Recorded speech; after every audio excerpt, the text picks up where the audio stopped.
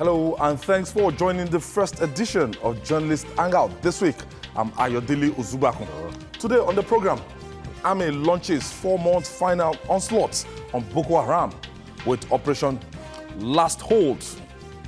61 kills and 82 houses razed in fresh massacre in Benue, Zamfara states. And later on the program, 2,000 doctors leave Nigeria every year. I'll be hanging out with Babajide Kolade-Otitoju, Martins Oloja, and Lekon Shotte. So if you're ready, let the hangout start now.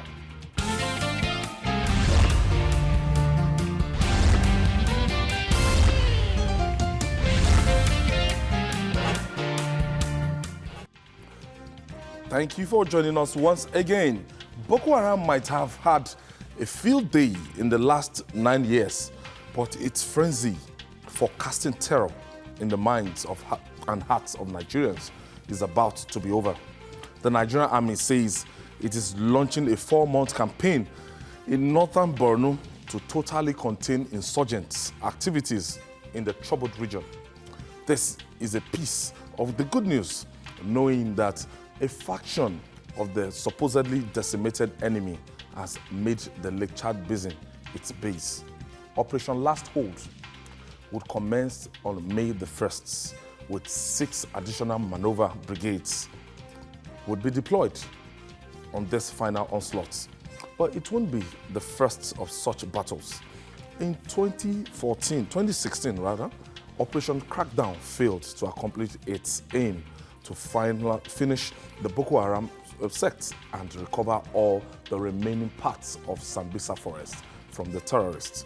When will Nigeria be off the hook of terrorism? Babajide, why are we announcing? Operation Last Hold, Operation Lafia Dule, Operation whatever. How will this information,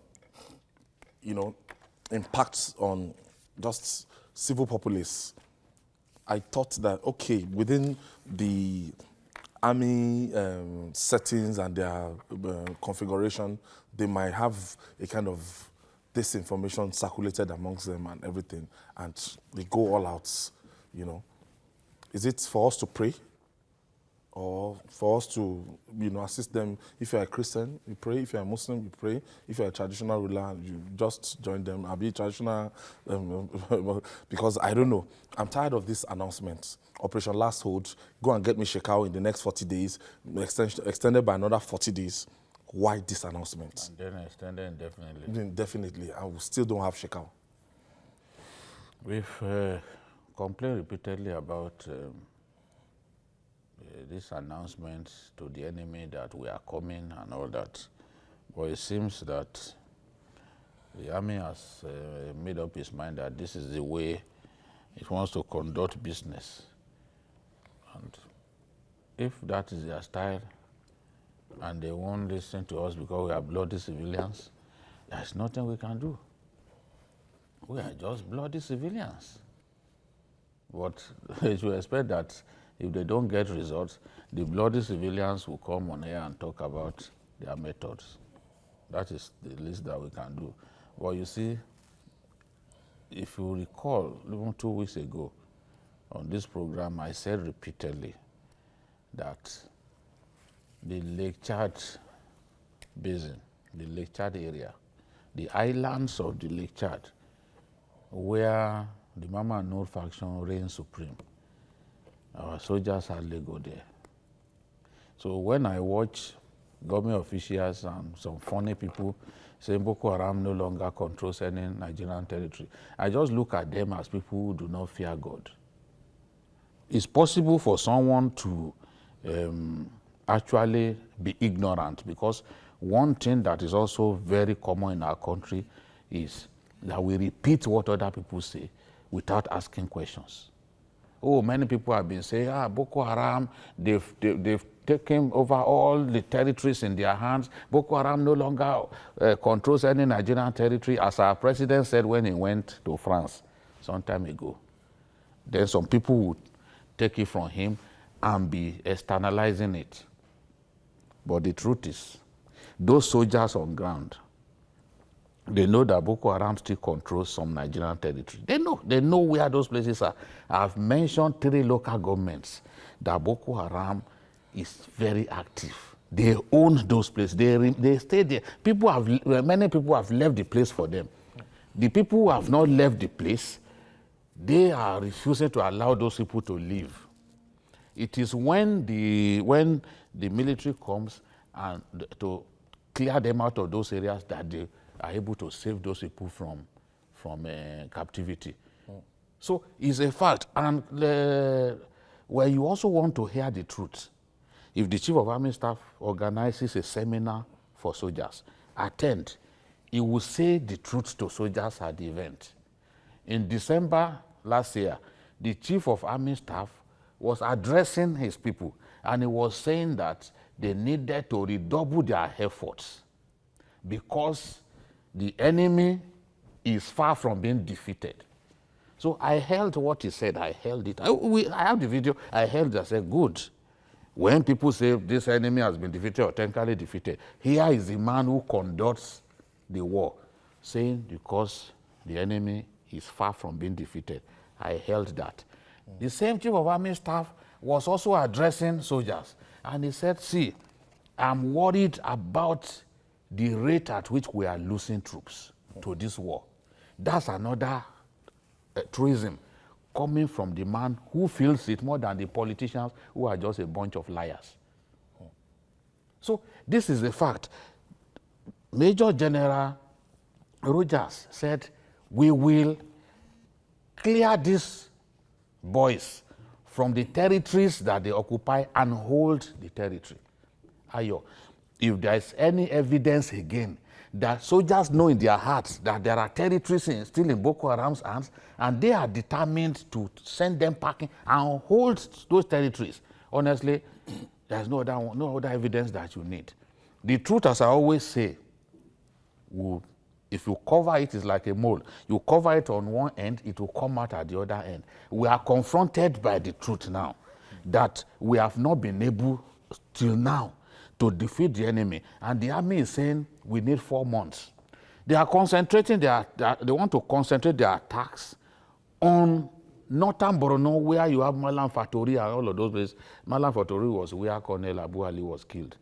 Dangerous place. The killing, the massive killing of our soldiers that happened in 2016 happened in northern Borno. There are some dangerous areas there that people don't even think about going.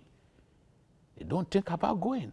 So now, under the leadership of Rogers, good things are happening in Operation Lafia Dole, and I'm happy because there's even synergy, greater synergy between the Air Force and the Army now. Somebody told me that maybe it's because the leadership, the man who leads the air component of the war, and Rogers are cosmates.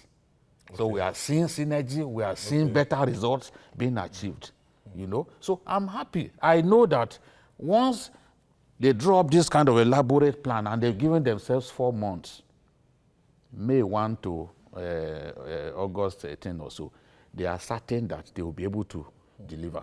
All I'm after is that the lies should stop, defeat these people frontally, and save our people, our children, the constant snatching of innocent women and taking them into the bush. It has to stop. But that's only one phase of the battle. The battle in Sambisa Forest remains. So people should not think that if they chase the Mama and Noor faction away from the islands of Lake Chad, where they are reigning, that the war has ended. We still have the Shekau hiding in the expansive 6% of Nigeria, which Shekau, which Sambisa represents. Operation Last Hold. What do you make of this? Well, you know, as a journalist, my own principle will be, blessed am I if I'm hopeless, for I will not be disappointed. Yes. You know, because of the many promises that have not been fulfilled over this thing, you know, I say that not because I don't want a peace in my country. You know, it's unfortunate at this time when people are talking about leadership issues, development issues, we are not able to come here to even analyze very strong development strategy. We all the time we discuss security issues that have not been dealt with. And he is talking about the way they manage perception of the people. Oh, we have done this. Well, this one now, 4 months, we are going to deal with this issue. But you know, people are drawing some nexus between $1 billion and all these operations most of the time. You know, conspiracy theory at this time. I wish we were discussing the development strategy to move this country from third to first world, to deal with critical infrastructure. Just we were having our own symposium before. Those are issues for another. Before people have been killed in drugs. Before coming on here, we were discussing even Yapapa and even the bridges in Lagos where tanker drivers slip. You know, these are issues, but we are not discussing that one because these are serious issues. Humanitarian tragedy, humanitarian issues in Northeast. You know what people go through in IDPs and what have you. Humanitarian issues, people who are not able to get good education, the children who are saying that they are not returning to school, this thing, and then they are losing troops. They are also our brothers and sisters. These are issues that we should not be discussing at this time. 3 years into tenure of an administration, we are not discussing development issues. We are not discussing serious issues. We are discussing military operations in a democracy. We are not at war with ourselves, but people are dying every day, and they have been promising, you know, we have to sympathize with our soldiers who have achieved a lot of things, even in their operations abroad.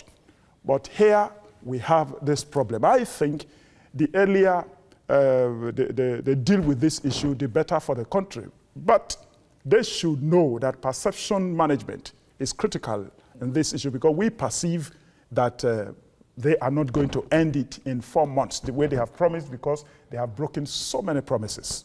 Nico, I'm looking at this. I don't want this, a repeat of what happened during the last election. It's 10 months to election, and we need to clear these territories. We need to clear our territory. We'll read these guys so that our people can go to their locations and actually vote on election day. Ayo, before, yes, like you're reading my mind. This statement, is it because of 2019? I recall 2014. I remember writing a column and I was asking President Goodluck Jonathan, after the Chibok girls were kidnapped, will you visit Chibok? Now that you have refused to visit the place now, when election starts, electioneering starts, campaign starts, would you visit Chibok girls? And quite a few people started sending me very nasty text messages. Sure. And I know the sources of those messages, you know. So it appears to me that our military is now enlisted. That's my take in this 2019 project. Because just as you were asking, Jide, what is the import? What is the necessity in announcing to us that you want to do this last hope? Operation Last Hope. Last hope. And then you are giving us a timeline. What happens after August? By September 1, if you fail, what happens? You know, is it that you have taken the counsel of the American military officer who told us last week that we need to change our strategy and begin to deal with this as a guerrilla? Do you now have more men? Well, as you have announced, they are putting more men. Do they now have more assets on ground to do this thing? You understand? So, but essentially, for me, it is just campaign for 2019, as far as I'm concerned. They are using the military for political purposes. That's my take on that. Those areas, after we've carried out this mop up and given ourselves timeline, can people leave the IDPs and go back to their homes? Because that's what this will suggest, that, okay, let's finish this people finally, so that people can continue with their life and development, real development can continue in those areas?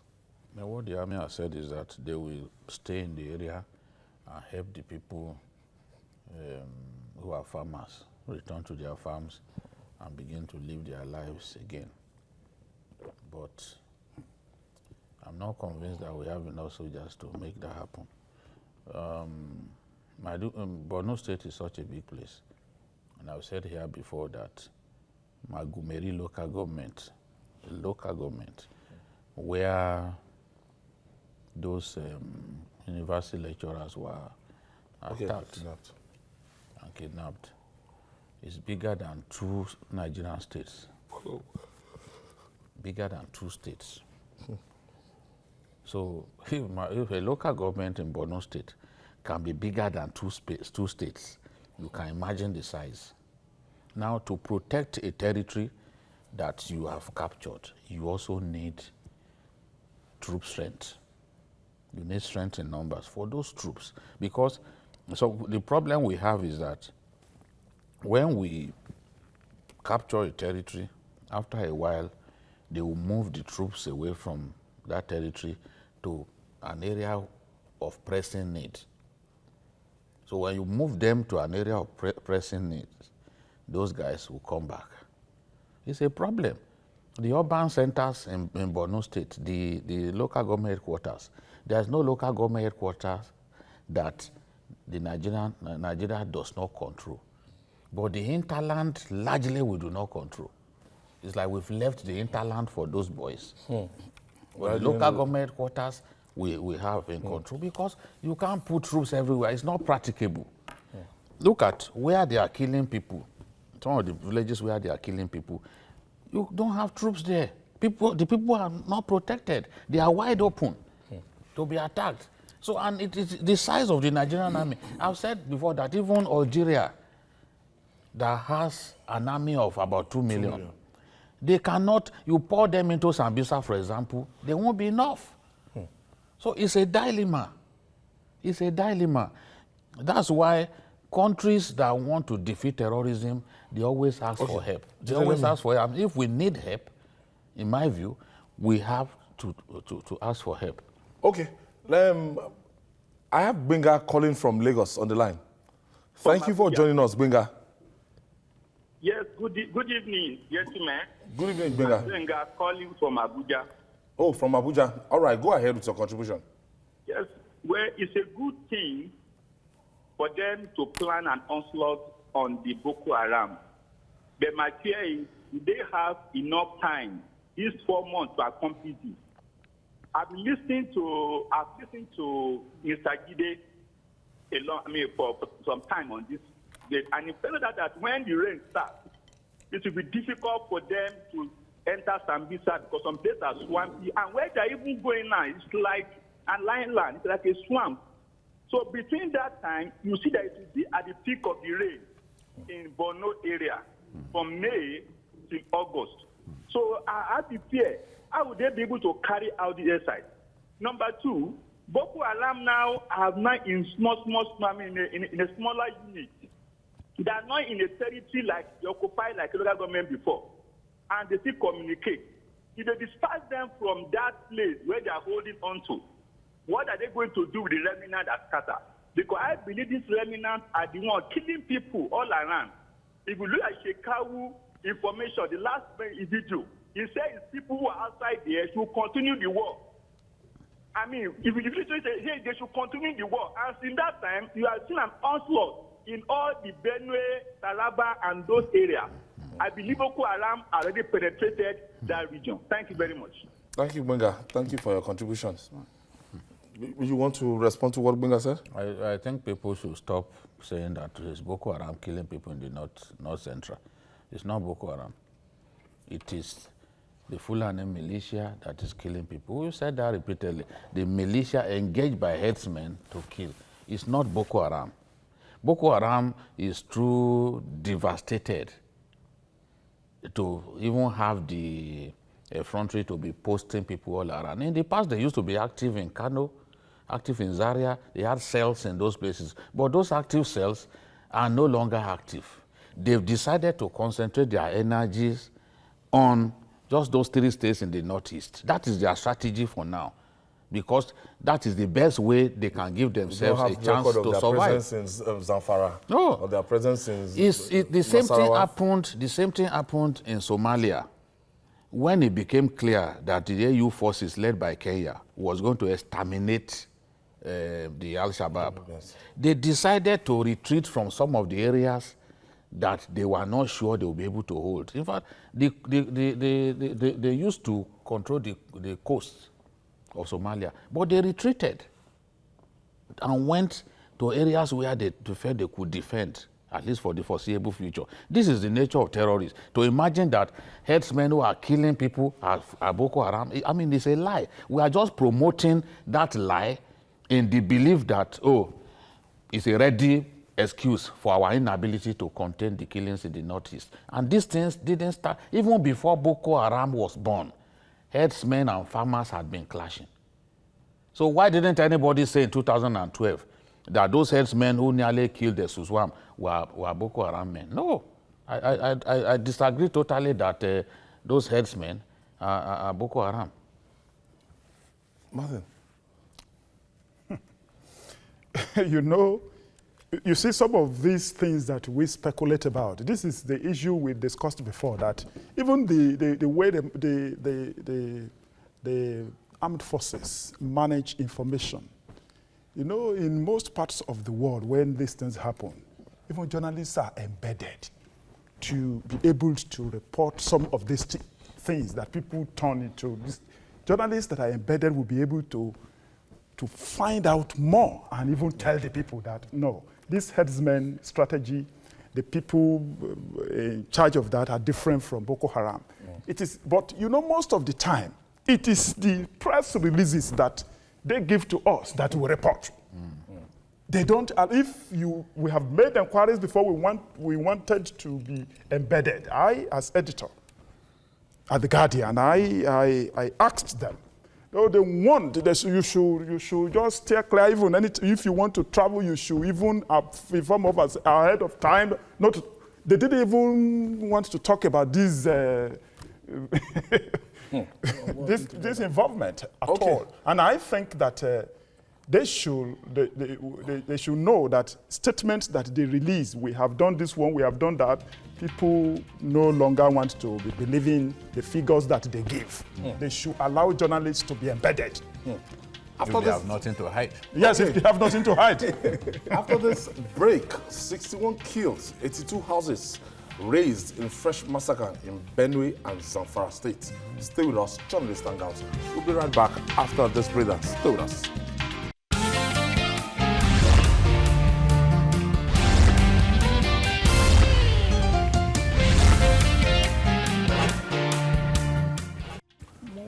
Welcome back. It is gradually becoming a weekly sordid ritual for gun-wielding, trigger-happy men to invade communities in the north, leaving behind tales of death and destruction. This cycle of wanton bloodletting continues and to challenge the nation's souls as Benue and Zamfara states are yet again thrown into money. Over the weekend, 31 people, mostly women and children, were butchered or gunned down in coordinated attacks in 6 communities of Guma local government area, also in Zamfara state. Suspected gunmen massacred 30 in Maru local government area. Earlier this month, after similar attacks, member of the House of Representatives from Benue state asked the federal government to declare killer headsmen as terrorists, just as thief leaders are crying out for help. Lekon, let me start with you. It's been a running story, and the affected states, when you draw a map, you now discover that those states is like, the virus spreading. Exactly. It's unfortunate that we have a Nigeria police force that appears to be totally helpless. Then I started thinking to myself, my theory. We have a Minister of Internal Affairs. If you look at the schedule or the duties of the Ministry of Internal Affairs, internal security is part of his job. Number one. Shouldn't there be some kind of cooperation between the IGP and the Ministry of Internal Affairs? In fact, he should be reporting to the IGP. Sir. The IGP should be That's his reporting. ministry. Exactly. He should be reporting.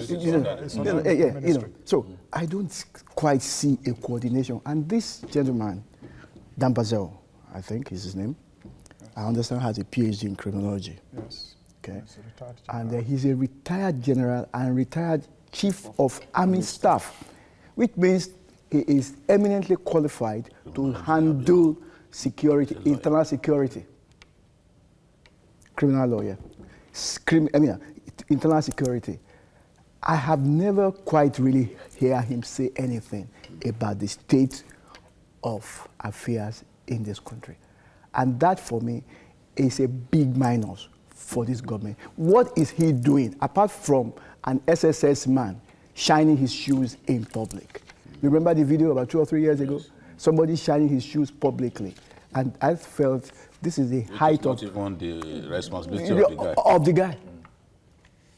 You understand? And then when the president's son went and harmed himself on a motorbike, Dambazo was sitting there at the hospital, sympathizing with the first lady.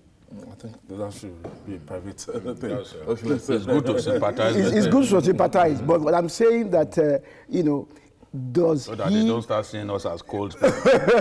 does he understand the nature of his job? Is the Mr. President, more importantly and finally, is Mr. President requesting him to do his job or not? Judy, as we said, we are not going to keep quiet. No. We are not going to keep quiet because it's as if the way we lose people every day is now becoming a normal phenomenon. Yes. If Every people day. don't die in Nigeria a day, That we means, get uncomfortable. Yes, it's not a normal day. It's not a normal day. If Kolomi Dala does not send, that's my correspondent in Borno State, does not send attack, if If he lies, let him not send. From Zamfara, you will hear that you kill people. Owolabi will send to us From Taraba or what's his name? So the Adamawa State. Yes, it's terrible. The governor of Zamfara State went to pay sympathy visit to the Emir of Anka. And the Emir of Anka was saying he may have to solicit the support of the United Nations and the African Union to stop the killing of his people. I felt that that was shameful enough. Because if the governor asks for help of the international community to protect his people, I don't blame him. But what he suggests is that he has lost hope in this in the present capacity structure. of this administration to protect his people. And it's from the same political party. The Minister of Defense is from that Zamfara state where they are killing Zamfara people for fun. He has not been able to do anything about it. He's from Zamfara state. Yes. So if the Emir is saying this, then that should tell you that the man has given up on the police. And he went on to say that corruption is at the root of our inability to defeat the cattle rustlers who are wasting people for fun in Zamfara. He said that he has a long list of corrupt policemen. So what he's saying is that those corrupt policemen have refused to do their job of apprehending these killers. We've sent soldiers to the area. Soldiers have not been able to stop these guys from killing people. The president went there to try and calm the nerves of people. He went recently to Zamfara. Shortly after he left, he continued to kill people. Even after the death of the Buhari Ndaji, the leader of the cattle rustlers, a new leader has emerged for those bloodthirsty people, and they continue to kill people in Zamfara. You know, my biggest concern is that, as you said, it's now becoming normal for Nigerian lives to be lost. I was challenging people on social media that why are people not talking about this Zamfara thing, including Zamfarawa? That is their state too. They don't bother. Zamfarawa, you won't read a Zamfara man post something about the killing of his people on Facebook. But other things, inanities, we are ready to talk about that. So human lives are no longer of value in Nigeria anymore. Look at what is happening in Benue. If you move on from Zamfara, Benue, 31 lives lost between Friday night and Saturday morning. Largely women and children, because the people who come to kill people, they usually attack vulnerable communities, and they are cowards. You will not hear that militia has struck in a city or a well-defended town. No, it is communities that in some cases don't even have police posts, where the people can't defend themselves. That is where they go to kill people. And we are saying this has to stop. We will continue to say that this must stop. We will continue. We won't stop until the mindless and cheap loss of lives in Nigeria stops. We will not stop saying it. Okay, I have Martins. Martins is calling us from Lagos. Matthew from Lagos. Many thanks for joining us. Okay. Yes, men are, it's like people are making, like the Boko Haram or the X-Men, they are the one that is causing the trouble in the state. Because if there's no employment in the state, people won't have opportunity to work. So I think the government has to create employment for the state so we can stop the X-Men from killing people. Thank you, Matthew. Thank you for your contribution. I think the consensus here is that the protection of life and properties is the sole responsibility of governments, as long as it's not legitimate for everybody to carry arms to defend ourselves. So we don't have any business with that. So the buck stops at the table of the... No, definitely, you know, that is why, as Jide and others keep saying here, the buck stops at the desk of the commander-in-chief. Why is it that he doesn't get angry about this inefficiency we are talking about? We don't know. Maybe he gets angry. No, we should see the anger. It's not demonstrated. It's not demonstrated. We should see. I get where he's going. Why is it that nobody has been suspended for inefficiency? Why is it that even the issue of the IG on Borno State, yes, fired. The other day happened, they told him, General Atompara told him in a graphic form how the IG failed to spend more than 24 hours in and around Benue State. And he said he was not aware. He came here, it was even speculated that the IG was queried. It was a lead story in the newspaper that nobody queried me. No such query. The police bureau rebuked the story. There was no such thing like that. Nobody queried him, nobody, Why is it that somebody should take responsibility? Somebody should be punished for failure. Somebody should be punished for inaction, for failing to carry out responsibility. If an operation, we give them uniform, we buy arms for them, we do this thing. But the commander-in-chief should demonstrate that he is indeed chiefly commanding. That somebody should be punished, somebody should be fired. You know, the other day, even under the military, when Lawrence Aneni was terrorizing those states, and they came out of an AFRC meeting, and then the commander-in-chief looked at the IG and said, my friend, where's Aneni? A few hours after that question, it was later the father of one Omo Agege now that sentenced him to death. You know, the police moved into, they asked a rhetorical question, my friend. Where is Aneni? You know, this one now, for whatever he didn't carry out. Aneni was in the news every day. We went, at least at least we are beginning to go away.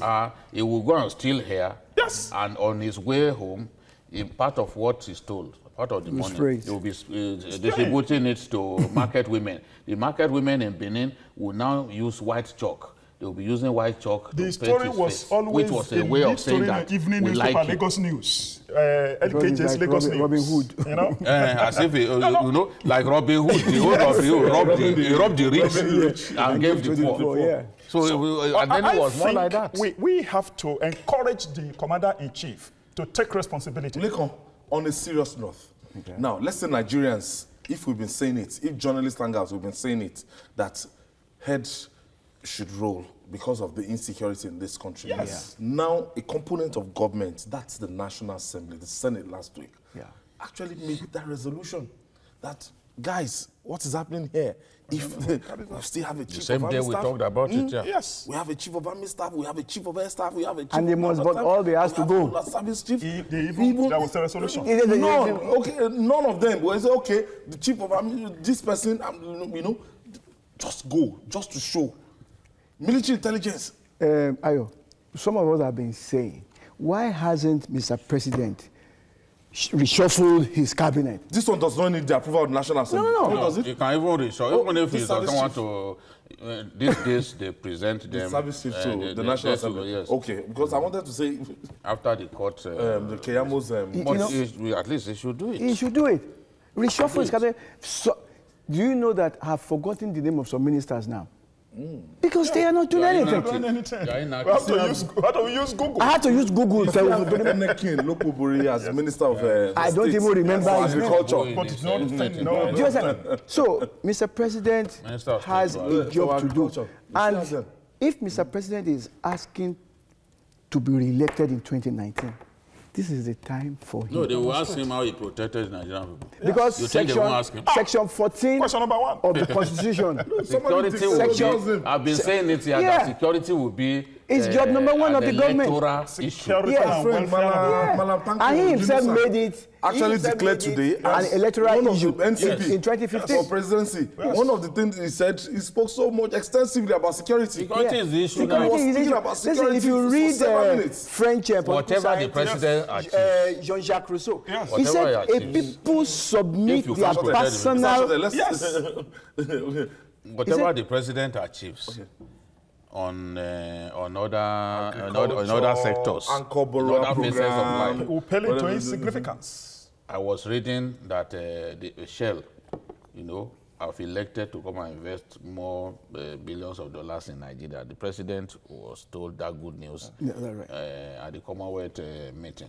Whatever he achieves Far did- over there, whatever he achieves in Nigeria currently, with the ease of doing business, all the efforts that the vice president and those excellent guys are doing, Yetunde, Yewande, and the rest of them, security will make all the achievement pale into insignificance. Yes. If the president does not address the matter of security, whatever he achieves will not be an issue. People will keep asking about security when he wants them to give it. That's an issue. It happened to Jonathan now. Jonathan, people kept talking about Boko Haram. Yes, that's an issue. Lekon, you were about...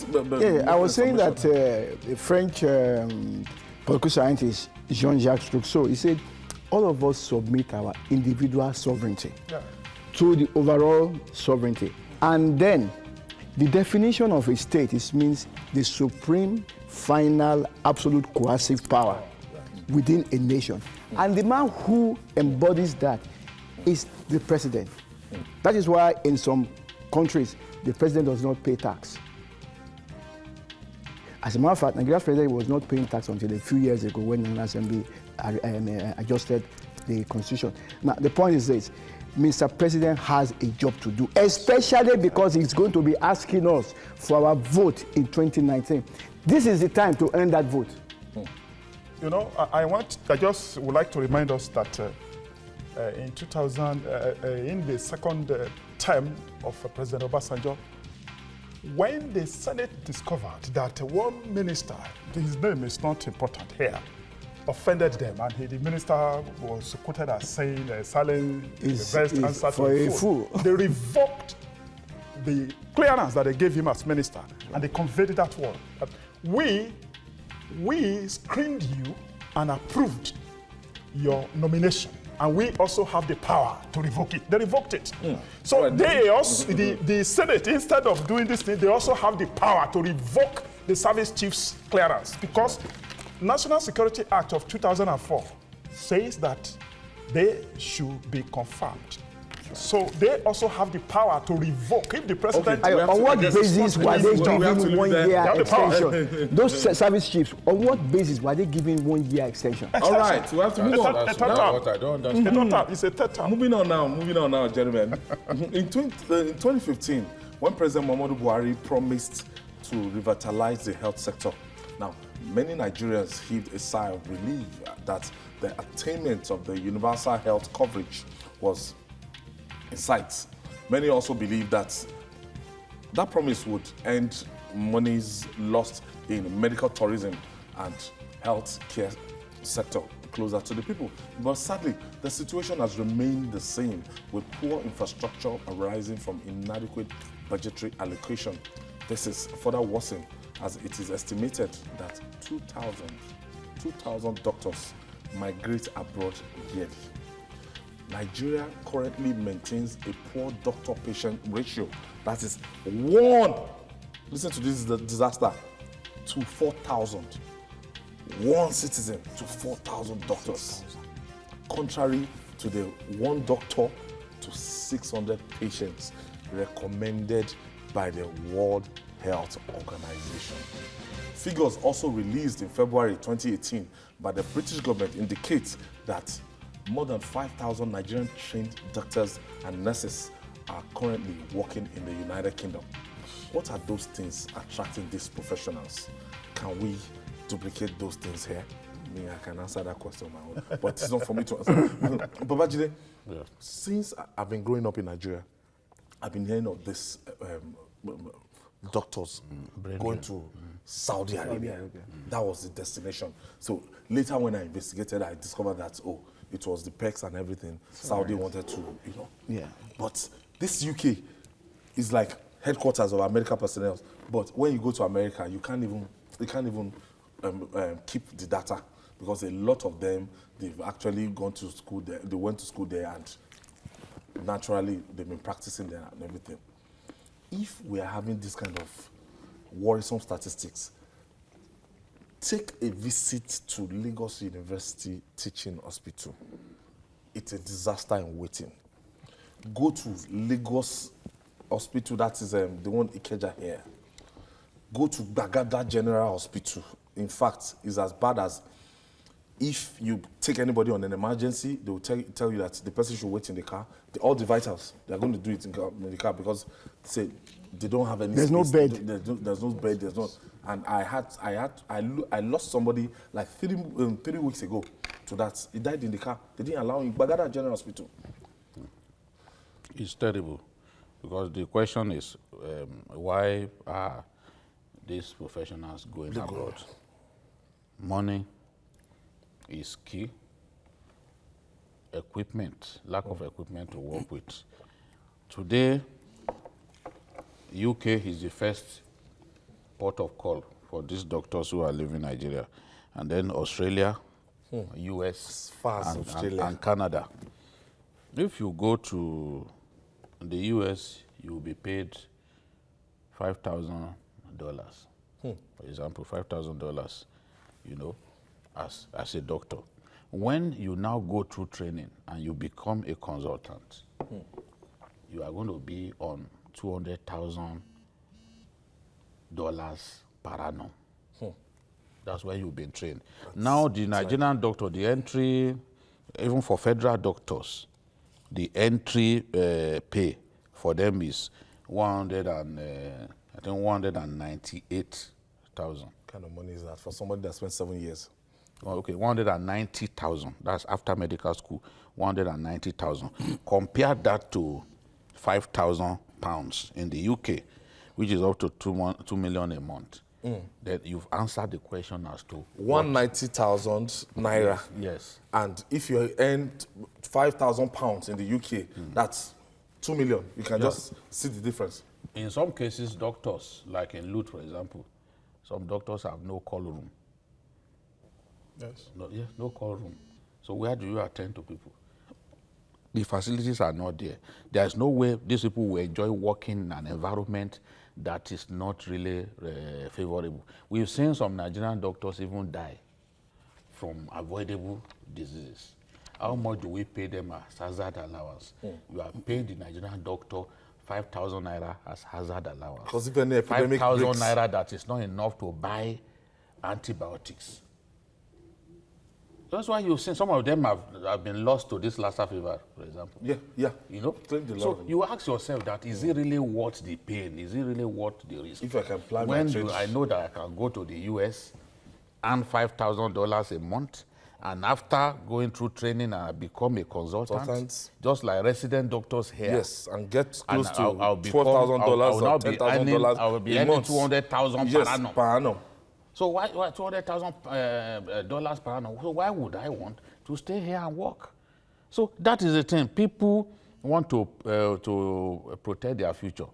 I've seen, to tell you how bad the situation is in Nigeria, I've seen someone on 1.5 million on a job of 1.5 million a month relocate to Canada because he knows that with his 2 kids, those kids, he's not going to pay Medical facility. No, it's not going to pay for their education. Education and medicals too. You know? I don't know about medical. So why wouldn't you want to go to such a place? If you see the rate at which Nigerians are going to Canada now, the weather is unfriendly. But people are prepared. People are prepared to go there and to secure their future. Hard. Excellent. You know our people, they are hardworking. Wherever they go, they excel. If anyone tells you that young people are lazy, that person does not know what he's saying. When they go, anywhere they go, they excel. Yes. If the situation was not bad at home, do you think Libya is the place that people want to go? How can you go? But people can't live with working. People can't live with graduating from school and staying for 7 years without a job. Leaving Nigeria, if they see an opportunity to go to Libya, failed states, they will go. They will go. They will go to Libya because, in their view, that's the way to escape from joblessness here. The society will mock you when you don't have money. There is no social security schemes here in the real sense of the word. At least not like you have in other countries. Martin, what do you make of this mess?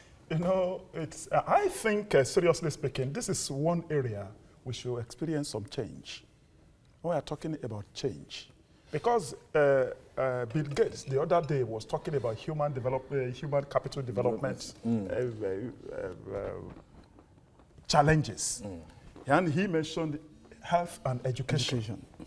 And if you do not pay attention, if WHO will recommend up to 13% of your 15% of your budget to be devoted to health, and we are recording 3.4 to education. 3.4 that will not even be released. And then you begin to ask questions. Yes, Chief Anyaoku was speaking the other day, and he remembered that up to the 1970s, that Nigeria was ranked 4th within the Commonwealth as part of the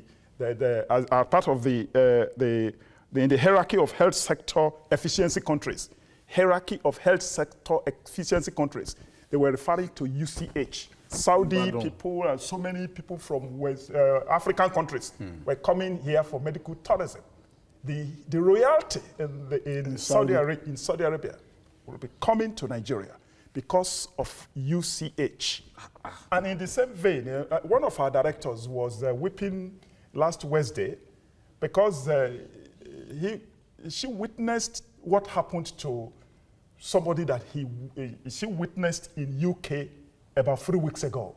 That if not for the fact that they had the resources to take the person to the UK, that the person would have died. Then the person remembered that even in a private hospital, they could not handle certain things. They referred the person to the University of London Teaching Hospital that built our UCH. That 16 experts worked on the patient. And when the person was studying this story, so what? That teaching hospital is really teaching hospital where somebody who had complications should be treated. 16 experts, 16 specialists. Now, what are we saying? See, we have to tell the truth now. Since the president returned from his own treatment abroad, his son returned. We haven't also seen anger directed at that sector to say, look, let us set up a committee to have at least one working teaching hospital in this country. The National Hospital in Abuja is not working. The general hospitals, they are not working. The State House Clinic is not working. The wife was complaining about it.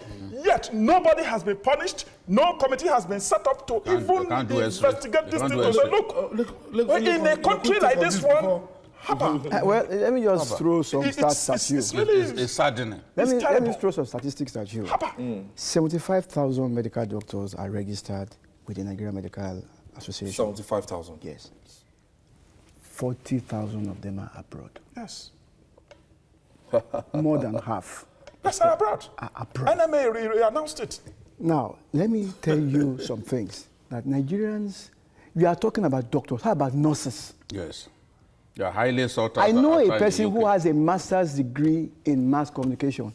She decided to study nursing in America and stay in America. And so many of them are in school. Yes, they convert them easily. Do you understand? You know, now let me now give you some information that may upset you. The least of it is that I got stuck in the elevator at UCH for about 1 hour. I don't know if you understand what that means. If you are using that big elevator to carry a patient on an emergency and that a patient is stuck in that elevator, he or she might be dead. That's one. I took my son to Luth. I got there. They say, how is he doing? I say, he's unconscious. The nurse told me that, oh, if he was okay, they would have admitted him. I say, why would I bring him to the hospital if he was all right? This guy, a vehicle just hit him this morning on a Christmas day. And I brought him here now. You tell me that you cannot take him because he's unconscious. I took my son around to Igbobi College, took him to several hospitals, Bagada, went around, and finally came back to Luth and said, look, you have to take this boy. After a lot of argument, the boy was still unconscious. They took him in. Now, the bigger shock is this. The doctor, a consultant at Luth, was telling me that normally we don't admit unconscious patients. That's one. Two, is that when NEPA had taken the light, ask me what was the lighting, hurricane lantern at Luth. Then there was no X-ray machine. We have to look for another day. I think this story, we have to push it to another day because final take on this, but if we want to talk on this, let's go. It's so saddening. It's so saddening. I want to thank you, Lekon Shote. Thank you. I want to thank you, Martins Oloja. I want to thank you, Babajide Kolade-Otitoju. And that's it on Journalist Hangout today. Join us tomorrow for another fresh episode of the program. You can watch the repeat broadcast tonight, 11 o'clock. You can also watch Journalist Hangout on our other platforms showing on the screen. We're also on YouTube, youtube.com/TVC News Nigeria. Our feedback channel is Journalist Hangout at tvcnews.tv. I'm Ayodele Uzubakun. Bye for now. I'll see you tomorrow.